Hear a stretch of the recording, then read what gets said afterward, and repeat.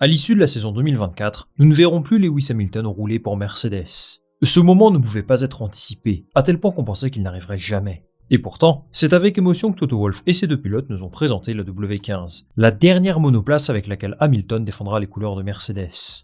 On a pu découvrir une voiture qui évolue radicalement par rapport à son prédécesseur, la W14, d'un point de vue esthétique d'abord. On retrouve l'argent historique de Mercedes qui part du nez de la voiture et qui monte vers le cockpit, ce qui donne à mes yeux un visuel au final plutôt réussi. Il y a également le vert turquoise de Petronas qui s'intègre plutôt bien, et auquel on est habitué depuis très longtemps maintenant, et le rouge d'Ineos qui lui non plus ne bouge pas.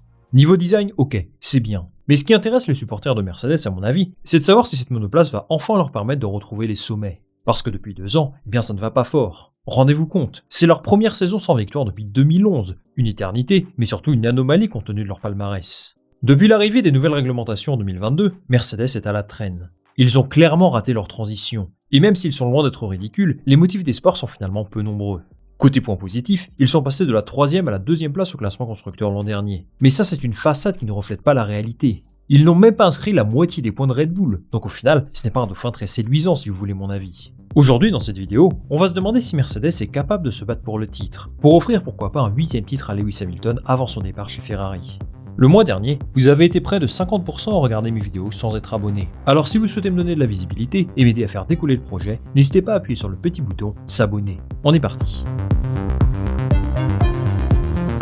À l'issue de la présentation de leur monoplace, George Russell et Lewis Hamilton n'ont pas attendu longtemps pour voir ce qu'elle valait en piste. Ils ont participé au traditionnel shakedown à Silverstone, c'est-à-dire 200 km de roulage autorisé avant les essais la semaine prochaine. En vérité, ça sert surtout comme support de communication, et les retombées d'un point de vue performance sont assez limitées. Pourtant, on a pu apercevoir pas mal de détails sur cette monoplace, qu'on va analyser ensemble. En premier lieu, pour procéder de manière méthodique, il faut comprendre quels sont leurs objectifs de développement. Depuis 2022, Mercedes n'a pas suivi un schéma traditionnel. L'exemple le plus marquant est bien sûr le concept zéro ponton, qui a fait son petit effet à l'époque, mais qui n'a pas été une grande réussite. Pourtant, début 2023, ils ont souhaité poursuivre avec le même concept aérodynamique, croyant fermement que ça finira par payer un jour. Le résultat, c'est que ça a été une fois de plus un échec, et qu'ils ont changé de monoplace presque en plein milieu de la saison. Forcément, c'est un sacré contretemps, parce qu'ils ont dû jeter à la poubelle un grand nombre de leurs idées pour la monoplace originale, et ça ce n'est pas l'idéal quand tu cherches à rattraper une écurie comme Red Bull. L'an dernier, Mercedes avait une monoplace assez imprévisible. Ils ont concentré leurs efforts sur un concept aérodynamique incohérent, et qui ne plaisait tout simplement pas aux pilotes. Russell comme Hamilton n'étaient pas satisfaits de la maniabilité de la voiture, et c'est quelque chose qui doit changer cette saison. Pour résumer, Mercedes souhaite offrir à ses pilotes une voiture beaucoup plus stable, avoir un développement sensiblement plus cohérent, des évolutions qui fonctionnent, et surtout ne plus avoir ces différences de performance totalement inexpliquées d'un circuit à l'autre. On a l'impression qu'à chaque fois qu'ils pensaient être bons, ils étaient mauvais, et inversement. Pour ce faire, ils ont procédé à un changement très important. James Allison est de retour à la tête du projet, et la W15 est la première monoplace qu'il supervise intégralement depuis 2 ans. Si vous suivez Mercedes, vous connaissez son importance dans l'équipe. Il a très largement contribué à leur succès jusqu'en 2021, et il doit apporter de la confiance à l'ensemble des employés de l'écurie. Pas sûr qu'il puisse être le sauveur tant attendu, mais les premiers effets sur la monoplace s'en font déjà ressentir. Sur la W15, on aperçoit à l'arrière une suspension push rod, ou à poussoir en français, en lieu et place d'une pull rod. Ce n'est pas anodin, parce que ça suggère une refonte complète de l'arrière de la monoplace, et sans doute un concept aérodynamique très différent de l'an dernier. L'arrière de la monoplace est vraiment un axe d'amélioration pour lui, parce que c'est ce qui va lui permettre de régler en grande partie les problèmes d'instabilité qu'il rencontrait sur la W14. Hamilton et Russell avaient vraiment du mal à comprendre le comportement des pneus, donc ces changements doivent les aider à rectifier le tir. Toujours dans cet objectif de stabilité, le cockpit a légèrement été déplacé de 5 à 10 cm vers l'arrière. C'est une demande de Lewis Hamilton, qui espère que ça va apporter un petit peu d'adhérence. Autre élément qui a choqué pas mal de monde, l'aileron avant. Mercedes tente d'exploiter une zone grise du règlement, en créant une sorte d'effet vortex, puisque le dernier volet que vous voyez à l'écran a été raccourci à la taille minimale autorisée par le règlement. L'objectif c'est d'amener un flux d'air plus propre vers l'avant du châssis, et si ça fonctionne, eh bien ça pourrait leur donner un petit avantage par rapport à leurs concurrents. Ça reste à voir quand même, parce que ça devrait évoluer d'ici les essais, et ce n'est pas dit que la FIA intervienne s'ils jugent que leur innovation n'est pas légale. Ils ont une philosophie de développement assez unique, et ça peut être bénéfique pour le reste de la grille aussi, parce que certaines de leurs idées seront certainement testées par leurs concurrents.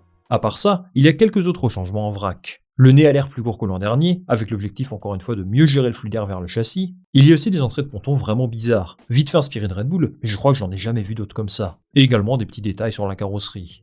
Globalement, on sent qu'il y a eu un gros travail d'effectuer. Reste à voir ce que ça donne à Bahreïn. Justement, James Allison et Toto Wolff nous ont offert des éclaircissements sur leurs objectifs cette saison. Et la grande question, c'est s'ils peuvent aller chercher Red Bull dès cette année ou non. On va la faire court, ils m'ont l'air plutôt pessimistes. À moins qu'ils nous sortent un concept de voiture vraiment costaud et qu'ils se la jouent faux modeste, mais ils ne se voient pas capables de les battre d'entrée de jeu. L'ami Toto explique qu'ils ne peuvent pas être aussi ambitieux face à une équipe qui a remporté autant de Grands Prix l'an dernier. Et il a raison. Red Bull a une compréhension des réglementations sensiblement meilleure que celle de ses concurrents, sinon il n'aurait pas réussi à développer une voiture aussi dominante. Il estime que l'objectif réaliste pour eux, c'est d'être devant Ferrari, Aston Martin et McLaren, les 3 écuries avec lesquelles ils se sont le plus battus l'an dernier. Même s'il a l'air d'avoir les pieds sur terre, c'est quand même un sacré aveu d'échec, je trouve.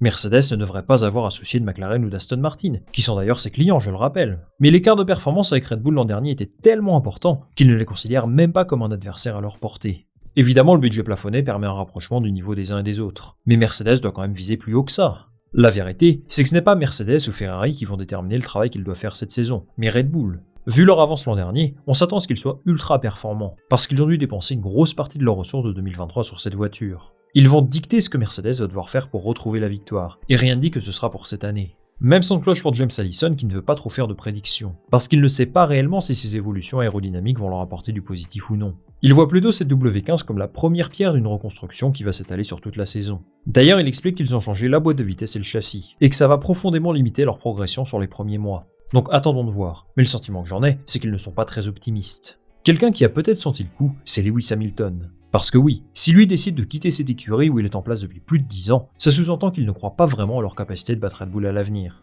Il privilégie le projet de Ferrari, et si c'est évidemment un très gros pari, eh bien ça veut dire beaucoup sur sa confiance dans le projet de son équipe actuelle. Pour le storytelling, ce serait formidable pour lui qu'il réussisse à décrocher un dernier titre avec cette équipe. Mais à mon humble avis, il est conscient que ce n'est pas quelque chose de possible à court terme.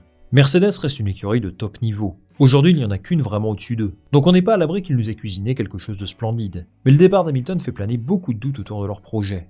S'il évolue au même niveau que l'an dernier, et que la performance de la voiture suit, il pourrait bien réussir à décrocher une dernière victoire sous ses couleurs. Et honnêtement, ce serait un beau cadeau pour tous les employés de l'écurie et pour tous ses fans, qui l'a fait rêver pendant de longues années, en espérant pour lui que la dernière danse se déroule pour le mieux. Quant à George Russell, il doit lui assumer son futur nouveau statut de leader d'équipe. C'est ce qu'a déclaré Toto Wolff, qui espère voir des progrès par rapport à l'an dernier. Même s'il a été plutôt bon, il a quand même évolué un cran dessus de Lewis, et je suis convaincu que ses performances peuvent avoir une influence dans le choix de son coéquipier. Avec Alonso, Ocon, Antonelli ou n'importe qui d'autre, Russell est lui assuré de rester là. Et il devra porter les espoirs d'une écurie Mercedes qui vise la gloire d'un titre le plus rapidement possible. Merci les amis d'être restés jusqu'au bout de cette vidéo. Donnez-moi en commentaire votre avis sur la W15, la nouvelle voiture de Mercedes, et surtout si vous croyez en eux pour cette saison, moi je lirai tous vos commentaires très attentivement, comme d'habitude.